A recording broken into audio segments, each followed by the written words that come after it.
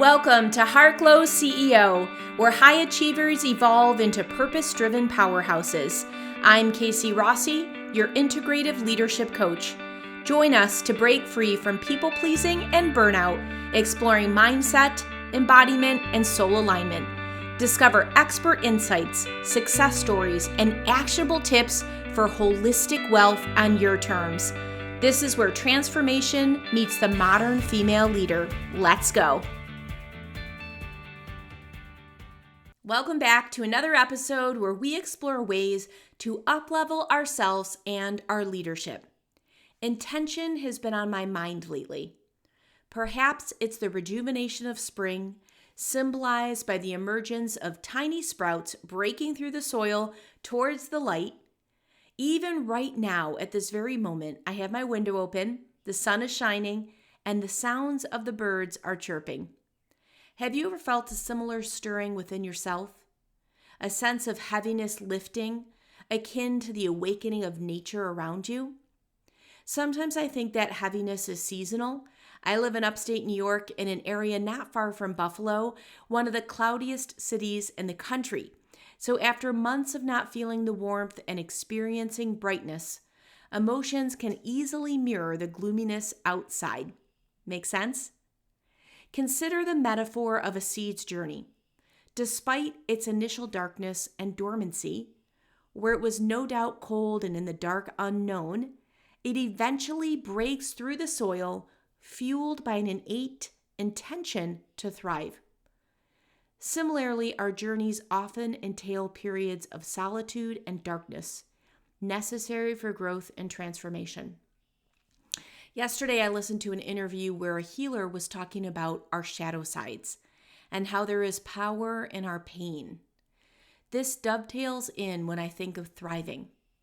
For a long time, I turned things around too quickly, lightning fast, to look for the silver lining, the lesson, the positive mindset of it all. Now, I'm seeing the beauty in the depth, which oftentimes is a path of solitude. Thankfully, we do emerge.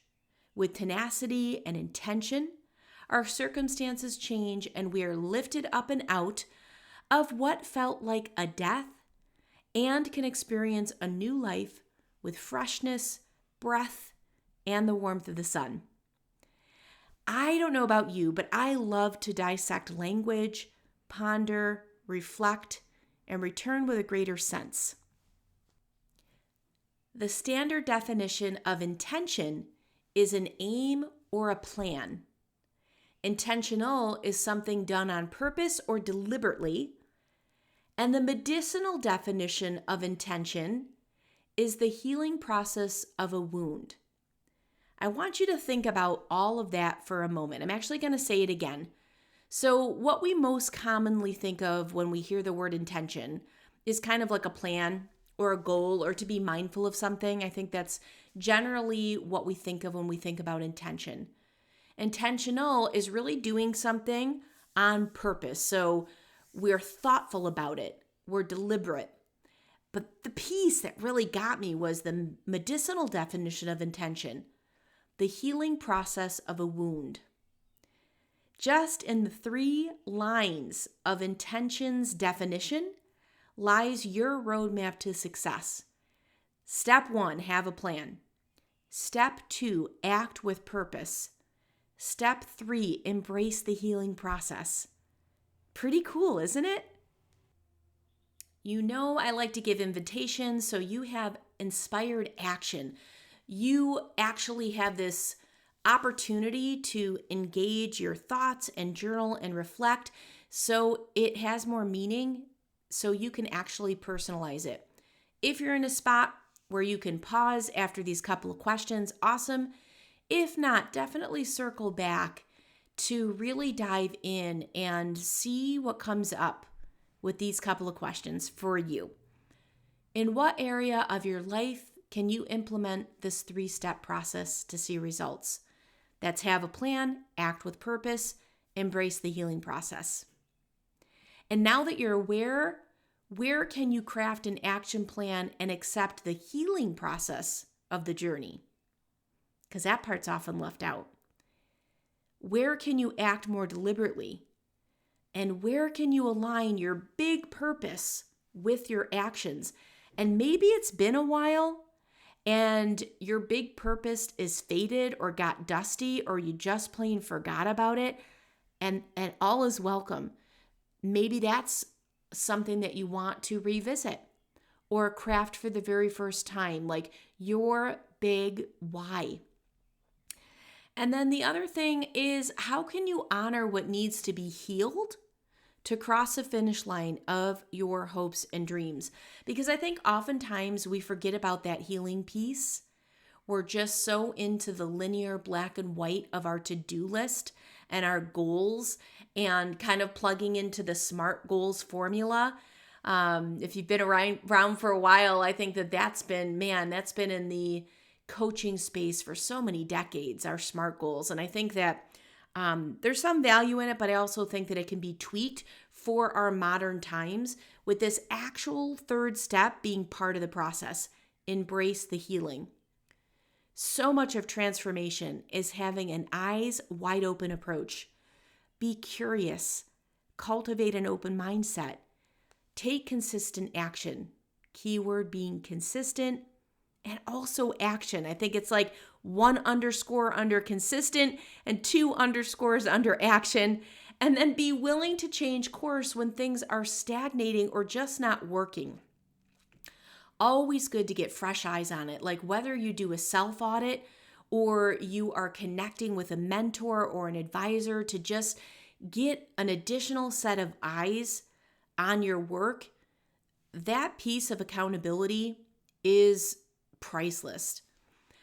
The other thing when I'm thinking about this is, are you holding on to something that you know isn't serving you? And we all do it. We oftentimes can become attached to our ideas, people, and even things. It makes sense because, especially as entrepreneurs and leaders, we've put a lot of blood, sweat, and tears into our work. Of course, there's going to be some level of attachment. It might be strange if there wasn't. We are invested, and we have invested our time, money, and energy into our work, be it a product, course, workshop, project, what have you. This is bringing to mind a group session that I facilitated last week. I had the honor of being with a group of women on a 9-month journey where they listened to their soul messages through art. And one of the women in my group, she was working. When she was working, she cut her finger. And during her share, she said, "My painting literally has my blood, sweat, and tears in it." I want to go back to the part of the definition of intention again. It caused me to pause digesting this medical version of it, the healing process of a wound. Subscribing to our answers are usually hiding in plain view. Let's just peek at the stages of wound healing. Stage 1. This is where we rush to stop the bleeding. Now, with physical issues, this is literal, but I invite you to pause and think of any area in your life where you are hemorrhaging.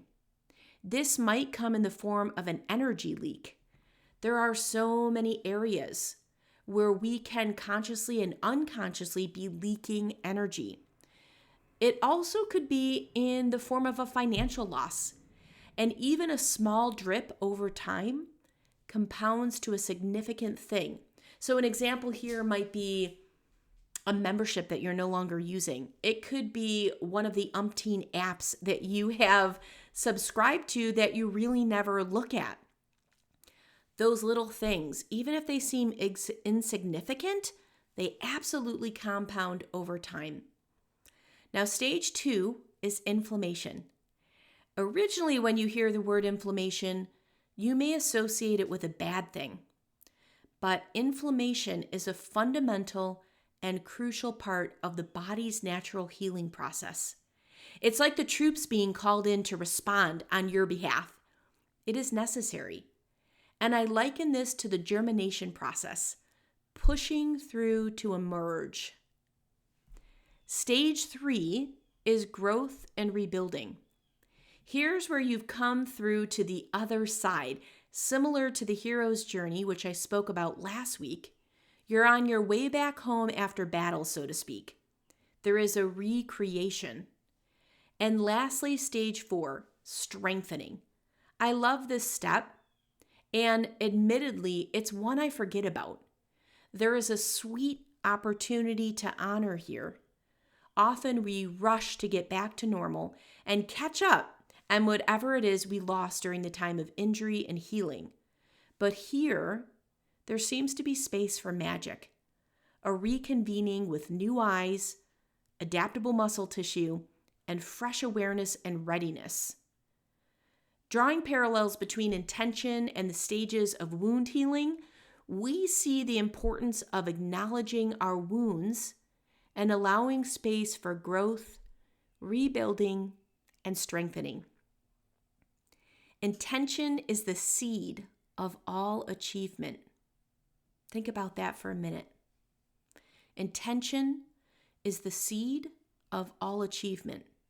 And for my science friends, here is one more reason to bake in intention in your life. Research in neuroscience suggests that setting intentions activates the brain's prefrontal cortex, priming it for action. And, this is the best part, it increases the likelihood of goal attainment. This is a plus in my book. So intention. Who knew we'd go on this deep dive all about intention? I did, because it was really on my heart, and I was like, you know what? There's something more here. And I always love to look and notice the different patterns. Where else is this coming up? How else is this kind of showing its face to me? And I'm starting to see that more and more. I'm going to leave you with a quote from American writer and teacher Jack Kornfield. He says, "Be mindful of intention. Intention is the seed that creates our future." So, my friend, what seeds do you want to sow? Seeds of joy, peace, ease, abundance? Think about it. Be intentional about it. Lastly, Zen master Thich Nhat Hanh says, "The quality of your life depends on the seeds you water." If you plant tomato seeds in your gardens, tomatoes will grow. Just so, if you water a seed of peace in your mind, peace will grow. Happy planting, my friends. Until next week, breathe joy. And oh hey, if you're called to leave a review for the podcast, thank you in advance. It helps other listeners decide whether or not to plug in. You can head on over to lovethepodcast.com/brilliance.